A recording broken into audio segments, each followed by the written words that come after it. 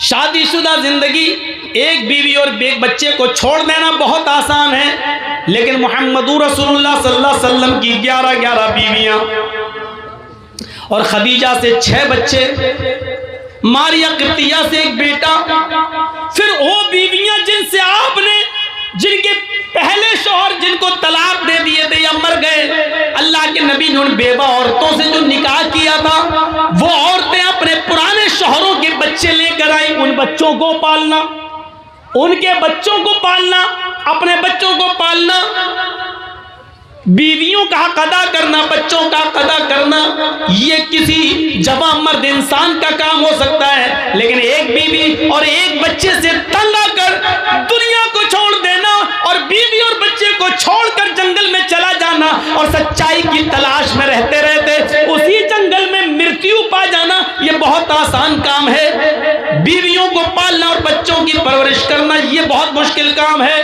अल्लाह के रसूल ने 11 बीवियों को भी देखा। दूसरी बीवियां जो दूसरे शौहरों की थी और जो इंतकाल कर गए थे, नबी अकरम ने जब उन औरतों से शादी की तो वो अपने पहले शौहर, पहले पति के बच्चे भी लाई, उन बच्चों को भी पालना, फिर उनकी शादियां भी कराना। मेरे भाइयों, ये दिल गुर्दे का और कलेजे का काम है। आज भी बहुत सी संस्थाएं ऐसी हैं जो यतीम और गरीब लड़कियों की शादियां कराती हैं। मेरे भाइयों, मुबारकबादी के लायक हैं वो संस्थाएं, वो तंजीमें। होना चाहिए गरीब लड़कियों की शादी का बंदोबस्त हो और इंतजाम हो, और यही काम जनाब मोहम्मद रसूलुल्लाह सल्लल्लाहु अलैहि वसल्लम ने किया। तो राह, आज गौतम बुद्ध का मंदिर देख लो, वहां जाओगे तो आप लिखा देखेंगे बुद्ध भगवान, महावीर भगवान, नानक भगवान, बुद्ध भगवान। ईसाइयों में चले जाओ, ईसा अलैहिस्सलातु वस्सलाम जो अल्लाह के नबी थे, ईसाइयों ने उनको भी बंदगी से निकाल दिया, सन ऑफ गॉड कह दिया, अल्लाह का बेटा। बल्कि ईसाइयों का एक तबका और एक फिरका तो 3/1 और 1/3 तस्लीस का कायल है। 3/1, 1/3 यानी ईसा, मरियम और अल्लाह, ये तीनों एक है और एक ही 3 है।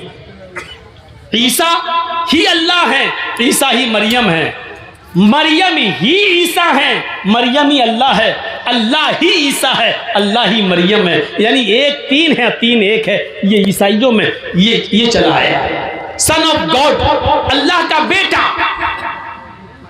दुनिया में जितने भी मजहब उठाइए, उनके मानने वालों को देख लीजिए, उन्होंने इंसान नहीं रहने दिया। हिंदू भाइयों में चले जाओ, उन्होंने राम को भगवान का दर्जा दे दिया और कृष्ण जी को भी भगवान का दर्जा दे दिया। आप 2 रामायण खरीद के ले आए और पढ़े, वाल्मीकि रामायण भी लाए और रामचरितमानस भी ले आए।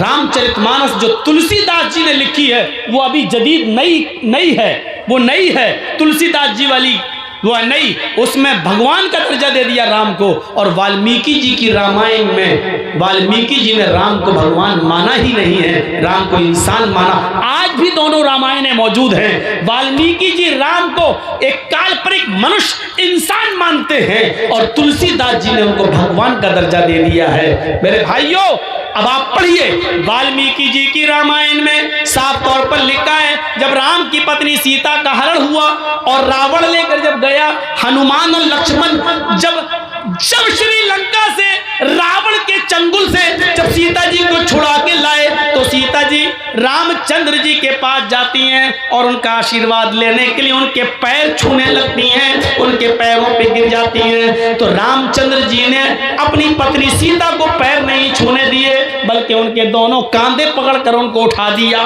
खड़ा कर दिया। कहा, ये क्या कर रही हो? कहा, आपको प्रणाम कर रही हूँ, आपको नमस्कार कर रही हूँ, आपके पैर छू रही हूँ। तो रामचंद्र जी ने जो जुमले कहे, जो शब्द कहे, वो वाल्मीकि रामायण में है, राम रामाय नमः, राम रामाय सत्यम अस्ति। सीता तू मेरे पैर मत छू, मैं तो तेरा राम हूँ। सीता तू मेरे पैर मत छू, मैं तो तेरा राम हूँ। राम रामाय नमः, एक राम तेरे राम का भी है, एक राम तेरे राम का भी है। राम रामाय नमः, सीता तू उसके सामने सर झुका जो तेरे राम का राम है। यानी एक अल्लाह के सामने सर झुका। राम रामाय सत्यम अस्ति, इसलिए कि राम का ही राम सच्चा है, राम रामाय नमः, इसलिए कि राम का ही राम सच्चा है। ये सीता जी को रामचंद्र जी ने कहा, जो वाल्मीकि रामायण में आज भी मौजूद है। रामचंद्र जी ने अपने पैर नहीं छूने दिए, नहीं छूने दिए। इस्लाम क्या कहता है? इस्लाम कहता है कि कोई बाप कितना भी बुजुर्ग हो, लेकिन बेटा अपने बाप के पैर नहीं छू सकता, अपनी माँ के भी पैर नहीं छू सकता। माँ के कदमों के नीचे जन्नत है, वो तलाश करे, यानी खिदमत करके जन्नत में जाने की कोशिश करे। लेकिन माँ के कदमों के नीचे जन्नत होने का मतलब ये नहीं है कि वो अपने माँ के पैर छुए। वक़दा रब्बुका अल्ला तअबुदु इल्ला इय्याह, और तुम्हारे रब ने ये फैसला कर दिया है कि तुम अल्लाह के अलावा किसी और की इबादत नहीं करोगे।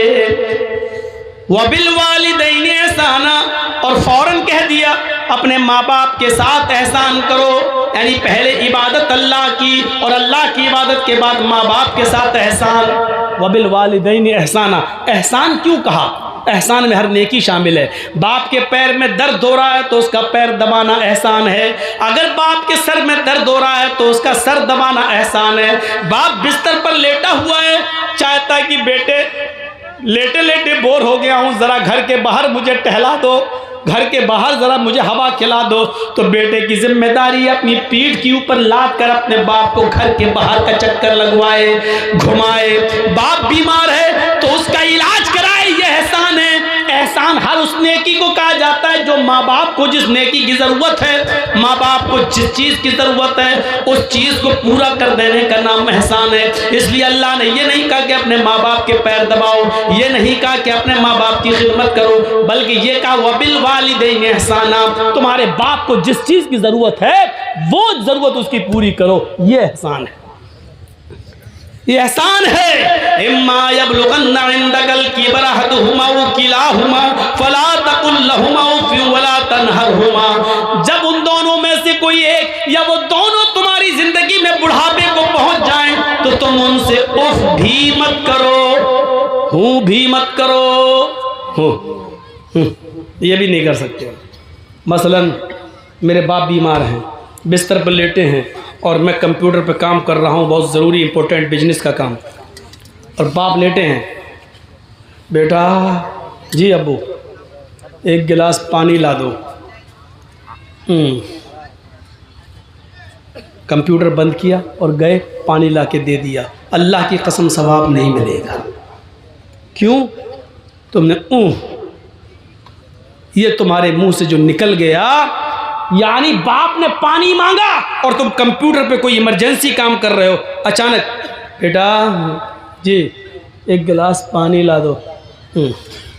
उठे, लाए, दिया, पिलाया, अपने हाथ से उनका सर पकड़ के पिलाया, सब कुछ किया, लेकिन जो निकल गया इसने तुम्हारी इस नेकी को बर्बाद कर दिया। कुरान कहता है फला तकुल लहुमा उफ, जब वो इस उम्र को पहुंच जाएं तो तुम हो भी नहीं कर।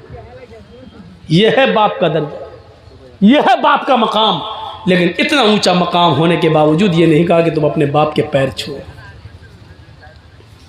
नहीं छू सकते, क्योंकि सर झुकाना सिर्फ एक अल्लाह के सामने जायज है। और आगे यहां तक अल्लाह के नबी ने फरमाया, अगर अल्लाह के अलावा सर झुकाना, सजदा करना किसी को जायज होता तो अल्लाह के नबी फरमाते हैं कि मैं औरतों को हुक्म देता कि वो अपने हस्बैंड्स, अपने शौहरों को सजदा करें। अगर अल्लाह के अलावा सजदा करना किसी को जायज होता तो मैं औरतों को हुक्म देता कि वो अपने शौहरों को सजदा करें। लेकिन बीवी भी अपने शौहर को सजदा नहीं कर सकती है, इसलिए कि सजदा सिर्फ अल्लाह का हक है, बंदा सिर्फ अल्लाह ही को कर सकता है और किसी को नहीं। मेरे भाइयों, इस मकाम को समझने की कोशिश करो। दुनिया में जितने भी धर्म हैं उन लोगों ने अपने अपने मज़ाहिब के महान पुरुषों को इंसानियत से निकाल दिया, लेकिन दुनिया में एक धर्म ऐसा है और वो है इस्लाम, जिसमें आज भी मोहम्मद रसूलुल्लाह को भगवान का, खुदा का, अल्लाह का दर्जा नहीं दिया गया है। हमने अपने ने महान पुरुष को इंसान ही का दर्जा दिया है और इंसान ही रहने दिया है। कुरान चीख कर ऐलान करता है, कुल इन्नमा अना बशरुम मिस्लुकुम, आए नबी कह दो कि मैं तुम्हारी तरह का एक बशर हूँ, कह दो कि मैं तुम्हारी तरह का एक इंसान हूँ। तुम चलते फिरते हो, मैं भी चलता फिरता हूँ। तुम उड़ते बैठते हो, मैं भी उड़ता बैठता हूँ। तुम शादी ब्याह करते हो, मैंने भी शादी ब्याह की है। तुम्हारे माँ बाप दादा परदादा थे, तुम्हारे भी माँ बाप दादा परदादा थे। तुम्हें बच्चे थे, तुम्हारे बच्चे तो मेरे भी बच्चे थे। तुम्हें बुखार आता है, सर में दर्द होता है, दुख और गम पहुंचता है, मुझे भी बुखार आता है, सर में दर्द होता है, दुख और दर्द हमें भी पहुंचता है, खुशी हमें भी पहुंचती है। कुल इन्नमा अना बशरुम मिस्लुकुम यूहा इलैया। हाँ, फर्क इतना है हम में और तुम में, हमारे पास जिब्राइल कुरान लेकर आते हैं और तुम्हारे पास नहीं आते हैं। अल्लाह की तरफ से मेरे पास पैगाम आता है और तुम्हारे पास नहीं आता है। बस यही मकाम मेरा बड़ा है कि अल्लाह ने मुझे नबी बनाया है और तुम्हें नबी नहीं बनाया। अल्लाह ने तुम्हें पैगंबर नहीं बनाया और मुझे पैगंबर बनाया है। मुझे कुरान उतारा और उस कुरान को लोगों तक पहुंचाने का हुक्म दिया है। इस मकाम ने, इस मर्तबे ने मुझे बहुत बुलंद कर दिया है। इंसानियत में कोई फर्क नहीं है।